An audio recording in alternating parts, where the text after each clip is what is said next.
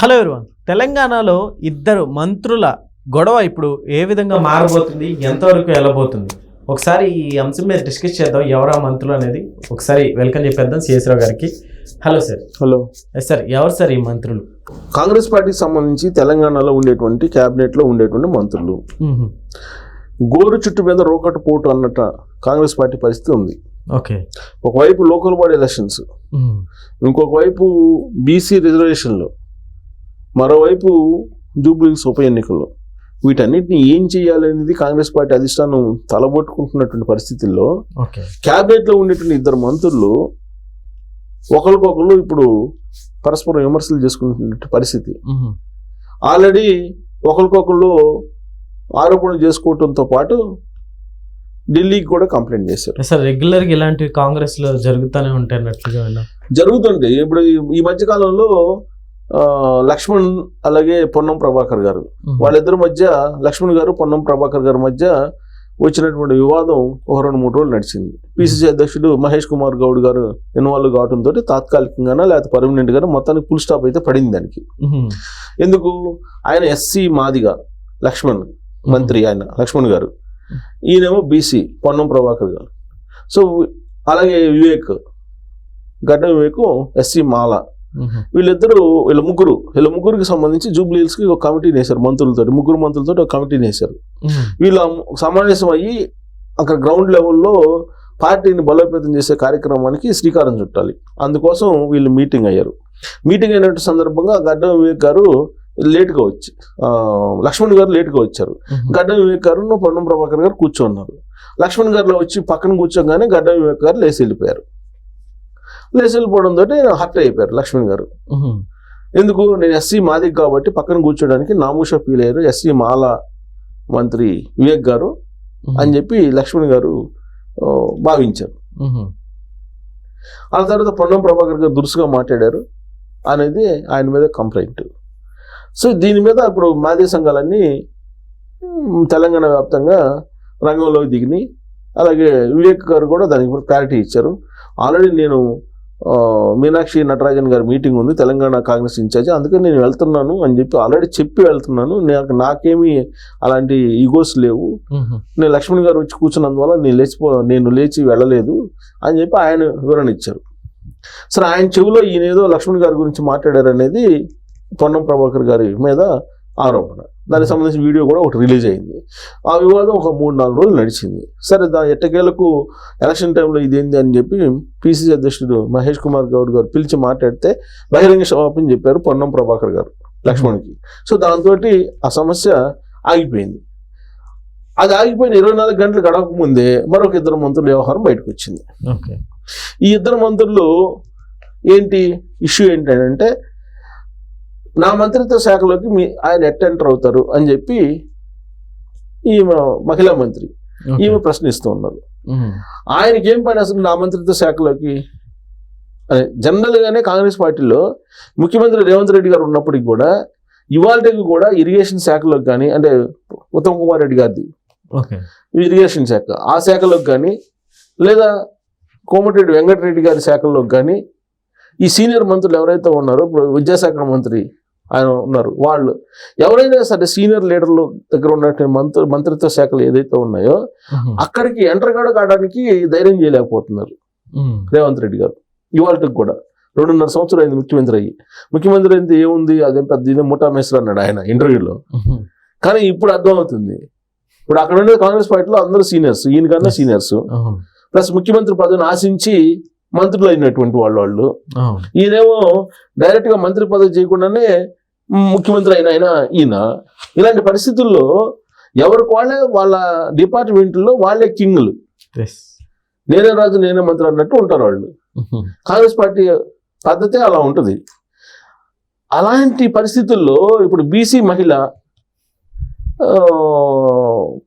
వరంగల్ సంబంధించిన మంత్రి, ఆవిడ మంత్రిత్వ శాఖలోకి ఖమ్మం జిల్లాకు సంబంధించిన మంత్రి ఎంటర్ అయ్యారు. ఎందుకు ఎంటర్ కావాలి? నా శాఖలో ఇంకేం పని అని చెప్పి ఈవిడ ఆయన మీద అసంతృప్తిగా ఆరోపణలు చేస్తూ మొదలుపెట్టారు. ఈ చిలికి గాని వాళ్ళ మాదిరిగా వీళ్ళిద్దరి మధ్య ఉండే వివాదాలు ఢిల్లీకి చేరాయి. ఢిల్లీ చేరితే ఢిల్లీ పరిశీలిస్తుంది అసలు ఏం జరుగుతుంది అనేది. అసలు మొత్తం అసలు క్యాబినెట్లోనే కొంతమంది మంత్రులు రేవంత్ రెడ్డి గారిని దింపేయడానికి ప్రయత్నం చేస్తున్నారు అనేది బీఆర్ఎస్ పార్టీ కొన్ని రోజులు ప్రచారం చేసింది.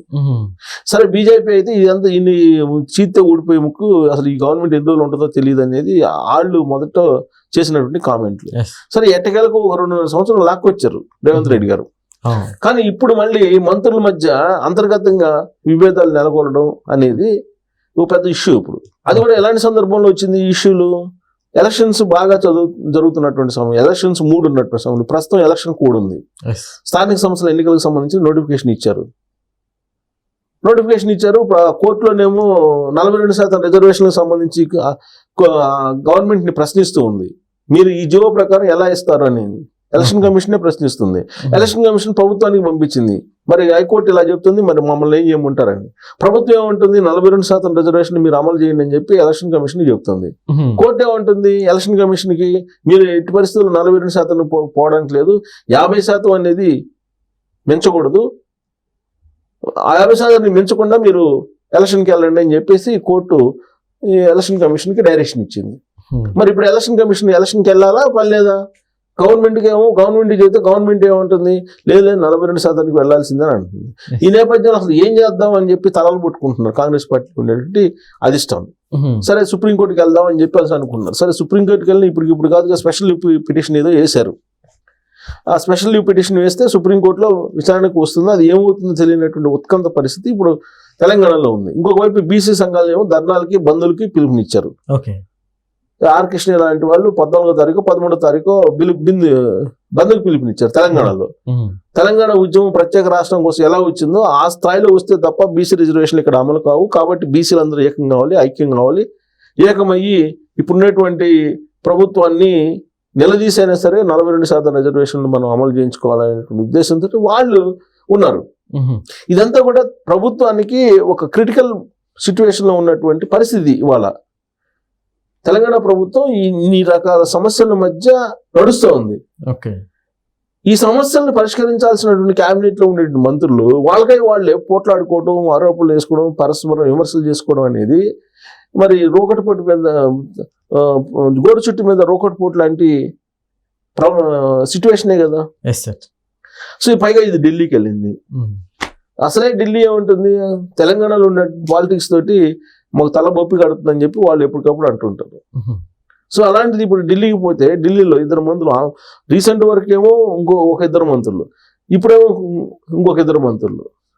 ఇలా అసలు యాక్చువల్గా మహిళా మంత్రి ఈ క్యాబినెట్ ఏర్పడినప్పటి నుంచి రకరకాల వివాదాల్లోకి వెళ్ళారు. ఇప్పుడు నాగార్జునకు సంబంధించినటువంటి ఫ్యామిలీ గురించి ఆవిడ మాట్లాడారు, పరువు నష్టం వేశారు ఆవిడ మీద. ఇప్పుడు సమంతని పంపించమని చెప్పేదో కేటీఆర్ గారు అన్నారు అప్పుడు అనేది కామెంట్ చేసి ఆవిడ పరువు నష్టం దాని కింద కోర్టుల చుట్టూ తిరుగుతుంది. ఆవిడ అనేక వివాదాల మధ్యలో ఉన్నారు. ఆవిడ డిపార్ట్మెంట్ లో ఇతరుల మంత్రులు జ్వరబట్టడం అనేది ఆవిడ జీర్ణించుకోలేకపోతున్నారు. ఆవిడ senior Congress party leader. So ఖమ్మంకి సంబంధించినటువంటి మంత్రి ఏమో మొత్తం రేవంత్ రెడ్డి గారి తర్వాత నేను అన్నట్టు ఆయన ఉంటాడు.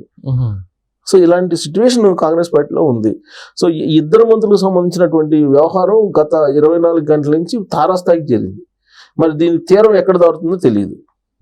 పొన్నం ప్రభాకర్ దాన్ని లక్ష్మణ్ గారిని అయితే తీరం దాటింది. మరి వీళ్ళు ఇప్పుడు తాజాగా వీళ్ళిద్దరు మంత్రులకు సంబంధించినటువంటి వివాదం తీరం దాటుతుందా లేదంటే ఎలక్షన్ల వరకు కంటిన్యూ అవుతుందా అంటే, ఎలక్షన్ వరకు కంటిన్యూ అయితే ఖచ్చితంగా ఈ ఎలక్షన్లో ఎంతో కొంత నష్టపోవాల్సి వస్తుంది కాంగ్రెస్ పార్టీ. మరి ఆ నష్టం జరిగేంత వరకు కాముగా ఉంటుందా పార్టీ ఓపిక బట్టి, లేదా వీళ్ళిద్దరిని అసలు ఏంటి అనే దాని మీద ఆగ్రహంగా వాళ్ళిద్దరి మీద చర్యలను తీసుకుంటుందా అనేది ఇప్పుడు ఆసక్తిగా అందరూ చూస్తున్నారు. Okay sir.